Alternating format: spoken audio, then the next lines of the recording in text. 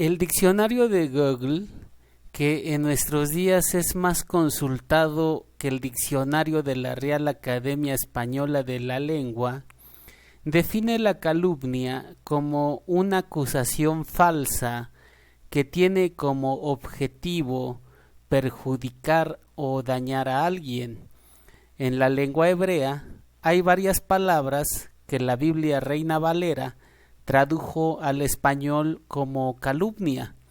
La palabra ashak, que literalmente significa oprimir, fue traducida como calumnia en los siguientes 5 pasajes: Levítico 6:2, Levítico 6:4, Primero de Samuel 12:3, Primero de Samuel 12:4 e Isaías 59:13. Aunque Reina Valera utilizó la palabra calumnia para traducir esta palabra hebrea, la palabra hace referencia más a una opresión que a una calumnia. Así la tradujeron la gran cantidad de versiones al español. Por ejemplo, en el pasaje de Primero de Samuel 12:3, que dice: si he calumniado a alguien, en la Biblia de Jerusalén Samuel pregunta si ha oprimido a alguien. Lo mismo en la Biblia Nácar Colunga y en la Biblia de Staufinger. Otra palabra hebrea que la Biblia Reina Valera tradujo como calumnia o calumniar es la palabra shakar, que simplemente significa mentir. La tenemos en los siguientes pasajes: Salmo 119:78, en donde leemos: sean avergonzados los soberbios, porque sin causa me han calumniado, y en Jeremías 9:4. En Éxodo 23:7 esta misma palabra hebrea fue traducida por Reina Valera como mentira. Una palabra más que Reina Valera tradujo como calumnia es la palabra raquil. La tenemos solamente en Ezequiel 22:9. Calumniadores hubo en ti para derramar sangre. La gran cantidad de traducciones al español coinciden en traducir esta palabra como calumnia. Un cuarto término hebreo traducido como calumnia en la Biblia Reina Valera es ragal, que en 2 de Samuel 10:3 tiene el sentido de espiar. Aparece en el Salmo 15:3, donde leemos: el que no calumnia con su lengua, y en 2 de Samuel 19:27, en donde leemos: pero él ha calumniado a tu siervo. Un término más es el término dibak, que también significa descrédito o mala fama. Esta palabra tiene el sentido de ocasionarle mala fama a una persona o desacreditarlo por medio de la lengua. Lo tenemos en Salmos 31:13, porque oigo la calumnia de muchos, y en Proverbios 10:18, el que propaga calumnia es necio. Finalmente, la Biblia Reina Valera también tradujo la palabra Satán como calumnia en 2 pasajes, que son el Salmo 109:20 y en el mismo Salmo el versículo 29, donde leemos: sean vestidos de ignominia los que me calumnian. Esta última palabra, la palabra Satán, es la misma que utiliza el libro de Crónicas cuando habla del personaje que incitó a David a hacer un censo. Es la misma que se utiliza en el libro de Job para hablar del ser que pidió permiso para herir a Job, y es la misma que se usa para el personaje que en el libro de Zacarías acusa al sumo sacerdote Josué. La palabra Satán en hebreo, además de significar adversario o acusador, también significa esconder hostilidad en contra de alguien. Hace referencia a alguien que es tu adversario, que te es hostil o no te quiere, pero lo disimula muy bien. Se hace pasar por tu amigo o dice que busca tu bienestar, pero en el fondo lo que quiere es dañarte. Siglos antes de Cristo, cuando se tradujo la Biblia del hebreo al griego, la palabra hebrea Satán fue traducida como diablo. En el Salmo 109:20, donde dice los que me calumnian, en el texto de la Septuaginta leemos los que me endiablan. Y en el versículo 29 de ese mismo Salmo se vuelve a repetir la expresión. En Job 1:6, donde el texto hebreo dice entre los cuales también vino Satanás, en el texto de la Septuaginta dice entre los cuales también vino el diablo. En el Nuevo Testamento griego, la palabra diablo, además de usarse para hablar del ser maligno que se rebeló contra Dios, también se usa para hablar de las personas calumniadoras. En 1 Timoteo capítulo 1 versículo 3, donde leemos: las mujeres asimismo sean honestas, no calumniadoras. En el texto griego dice: las mujeres sean honestas, no diablas. En 2 Timoteo capítulo 3 versículo 3 se advierte que en los postreros tiempos abundarán los calumniadores. En el texto griego dice los diablos. Y en Tito 2:3 nuevamente se le advierte a las mujeres que no sean calumniadoras. En el texto griego vuelve a decir no sean diablas. Un ejemplo claro de calumnia lo tenemos en un personaje llamado Doeg. La Biblia dice: y estaba ahí aquel día detenido delante de Jehová uno de los siervos de Saúl, cuyo nombre era Doeg edomita, el principal de los pastores de Saúl.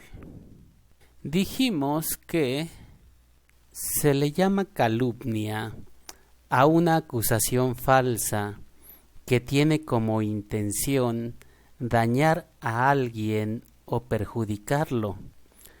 En los tiempos del rey Saúl, al norte de la ciudad de Jerusalén, había una región llamada Nob. Esa región era una zona sacerdotal donde vivía el sumo sacerdote Ahimelech junto con muchos hombres dedicados al servicio de Dios. El rey Saúl tuvo celos de David y comenzó a perseguirlo. David tuvo que salir huyendo y pasó por la región de Nob, pero en la región de Nob el sumo sacerdote Ahimelech ignoraba completamente las diferencias que había entre David y Saúl.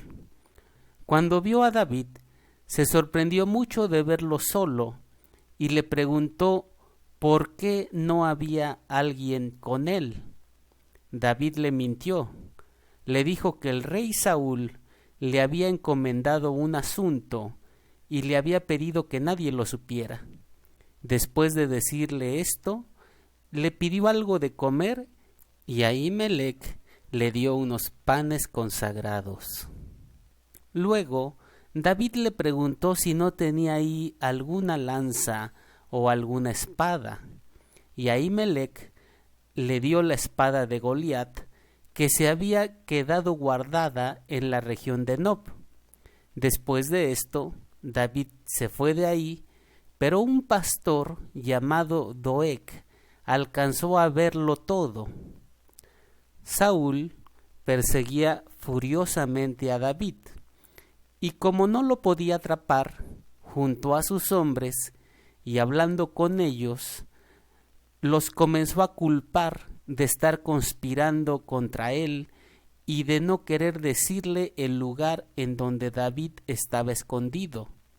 Doeg, el pastor que alcanzó a ver a David con el sacerdote Ahimelech, vino a Saúl y le dijo que Ahimelech no solo había visto a David, sino que además había pedido a Dios por él, que no solo le dio pan, sino que le dio muchas provisiones, y además que no solo le prestó la espada de Goliat, sino que se la regaló.